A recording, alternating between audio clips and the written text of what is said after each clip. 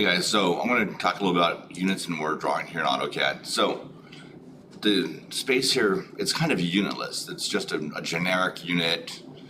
It can be whatever you want. So if you're drawing something like this, and you have an inch ruler, you just say, okay, 1 unit is 1 inch, or 1 unit is 1 millimeter. Or if you're doing something bigger, like something outside, maybe 1 inch is a foot, or 1 inch is a yard, or a mile, or a meter, whatever. So you just pick kind of your unit that you want it to be.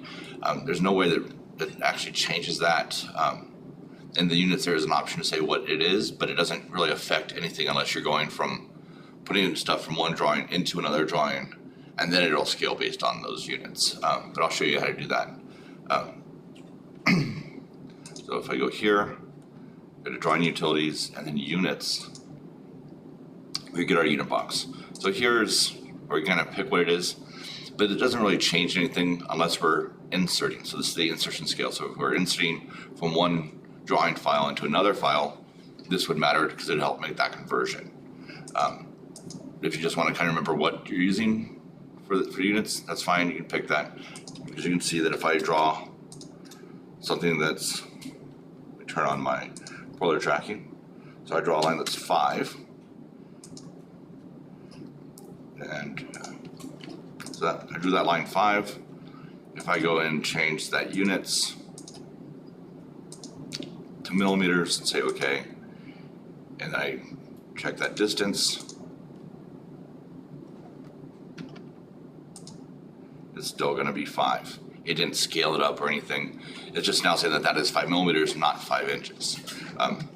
And so that part doesn't really matter unless you're going to be inserting from one into the other. You just kind of pick units and go. You can also get to it by typing. So typing units, we get to this.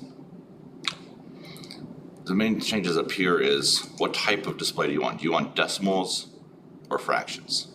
So if you're just using one type of unit, you'd either use decimal if you want decimals or fractions here. So if you pick fractions, you pick precision. If you pick decimal, you have it, there's precision there. If you want to use feet and inches, so if you're doing architecture or civil engineering or something like that, then you could do that. So and under architecture, you'd have feet and fractional inches. Under engineering, we have feet and decimal inches. So if you wanted to use both feet and inches, then that's where we would pick that. So now I could go in and draw a line 1 foot. So now that drew it in 1 foot. If I say 1 foot 3,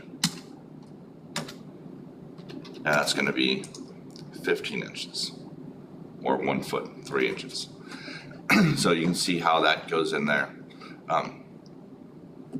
So remember, you can't put the space between them, so you just have to type 1 foot 3, and that'll make that distance. And so you can zoom out and do whatever. So I want a line 5 feet long. So I don't want to turn the units to architectural or engineering to go to type in feet and inches. I could just leave it on decimal or fractional and say I want that line to be 60, because that's the same as 5 feet. Okay, so hope that kind of clears some stuff up. If you need any more help, make sure you ask.